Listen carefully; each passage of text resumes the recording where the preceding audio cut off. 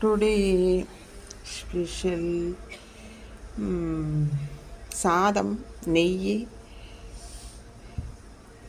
Pumpkin sambar, முடக்கத்தான் ரசம், curd. இது வடகம்.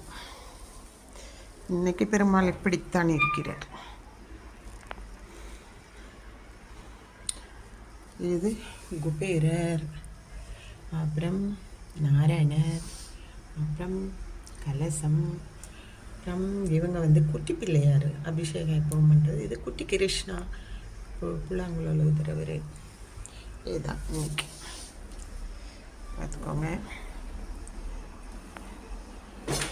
ஸ்ரீ கிருஷ்ண ஹரே முராரே ஸ்ரீ வாசுதேவ